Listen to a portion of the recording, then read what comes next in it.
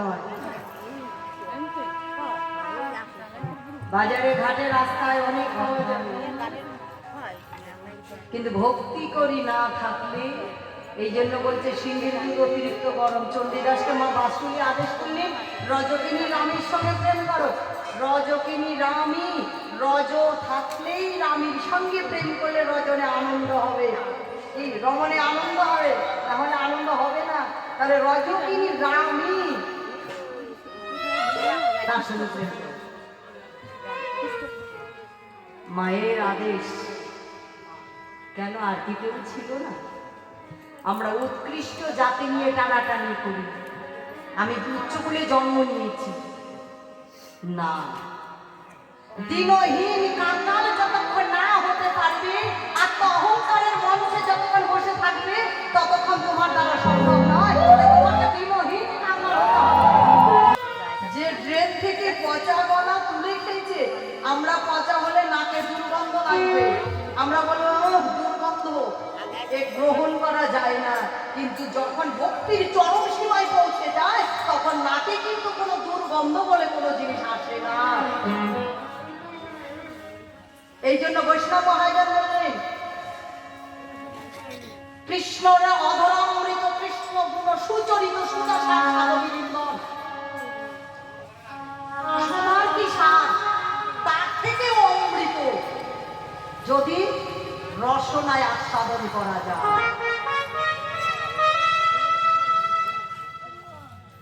সুদশার সাধবিন্দন, তার স্বাদ যে না জানে, জন্মিয়ে না বইল কেন, সে রসনা ভেদ ও জিহ্বার সঙ্গে। যাদের জিহ্বাটা ব্যাঙের জিহ্বার মতো, তাদের জিহ্বা বুঝবে না যে কৃষ্ণের অধরামৃত রস আস্বাদনে কেমন মধু, কেমন স্বাদ। জিহ্বার মতো, অর্থাৎ শুধু ভালো মন্দ ইহ জগতে খেতে শিখেছো, কিন্তু রস আস্বাদন করতে জানো না, তাই তার রসনা ভেবো জিহ্বার সঙ্গে। বৈষ্ণব মহাজন বলেন, তার স্বাদ যে না জানে, জন্মিয়ে না মইল কেন, সে রসনা ভেবো জিহ্বার সঙ্গে। কৃষ্ণ কর পদতল কোটি চন্দ্র সুশীল, তার স্পর্শ যেন স্পর্শ মনি, তার স্পর্শ নাহি যান, সেই যান ছাড়ে খান, সেই বকুল সমগণি।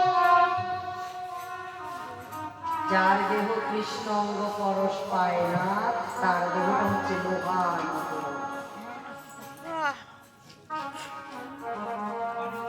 এই জন্য বৈষ্ণব মহাজন বললেন, সম্বন্ধ করো, অবশ্যই সম্বন্ধ নাকি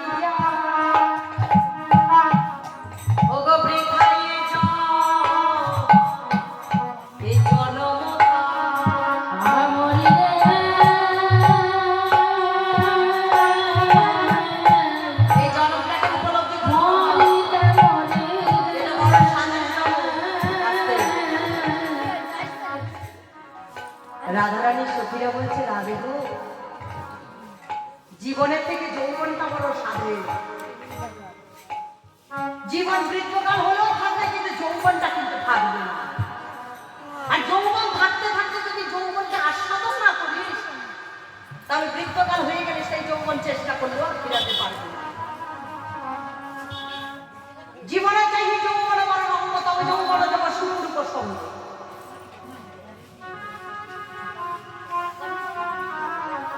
ওমা, জীবনটা থেকে, জীবনটা বৃদ্ধকাল হলেও জীবনটা থাকবে, কিন্তু এই যৌবনটা কিন্তু থাকবে না। তাই যৌবনটা চলে যাওয়ার পরে যদি বৃদ্ধকালে মনে করেন এই যৌবনকে আস্বাদন করবার পারবে, আর হবে? হবে না। তাহলে জীবনটা থাকতে থাকতে যৌবনটাকে আস্বাদন করো। তবে যৌবন কখন আস্বাদন হয় বাবা?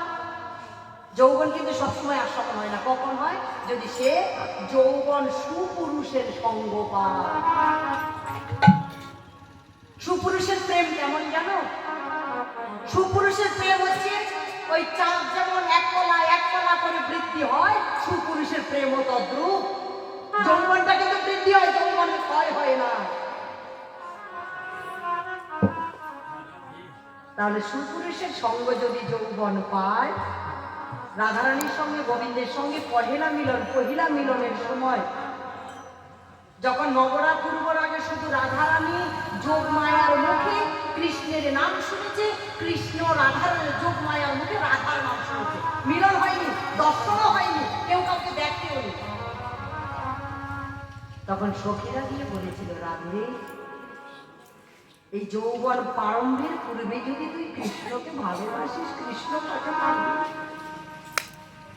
তবে দেখবি তোর এই যৌবন কোথায় যাবে না। কিন্তু তোর এই যৌবন যখন আসবে, যৌবন চলে যাবে, কৃষ্ণ সেবায় লাগাবে, তখন কিন্তু তুই ব্যথা পাবি, দুঃখ পাবি।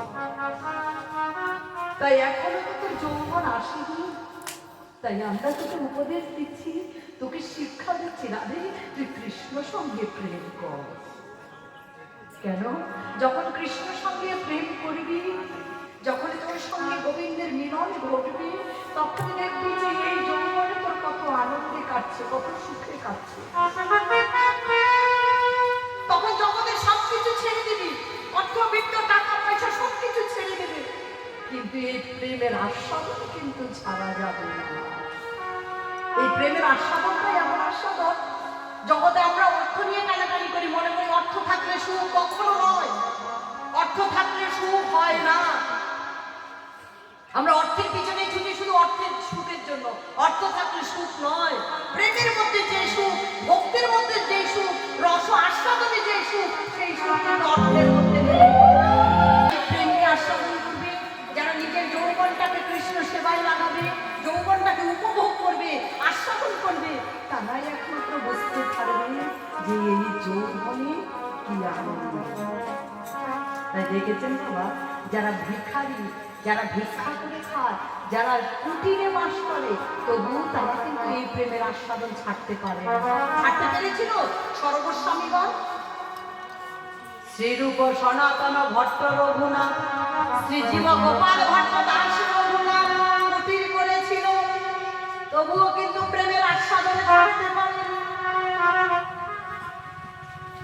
কি কুটির করেছিল? শুধু ভজন করতে বৃন্দাবনে আটা ভিক্ষা, বাবা ভিক্ষা করতে গেলে আটা দিত, আটা ভিক্ষা করে নিয়ে আসতেন।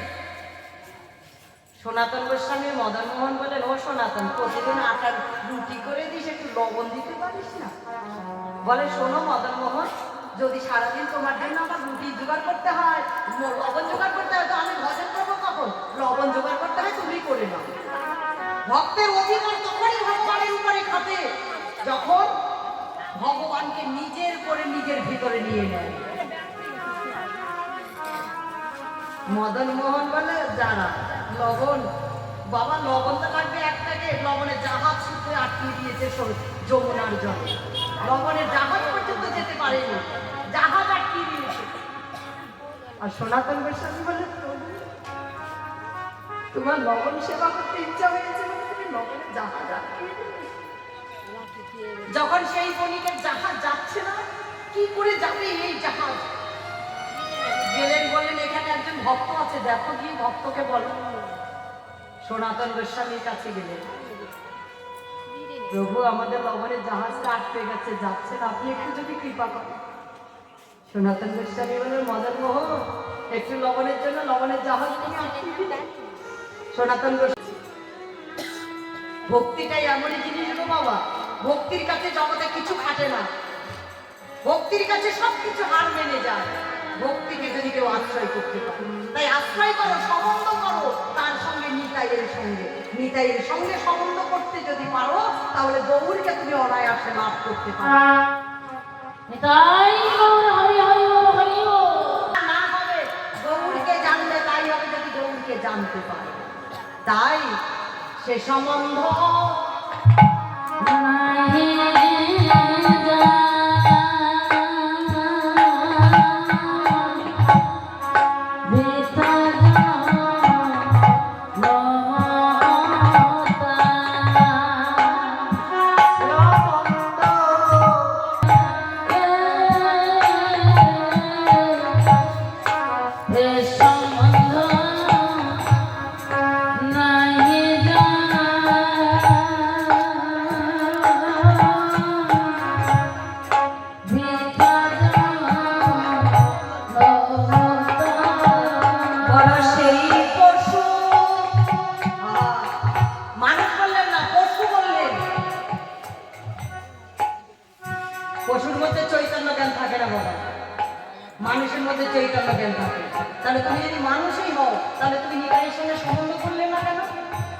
তাই বললেন যারা সম্বন্ধ করে না ওগো সেই পশু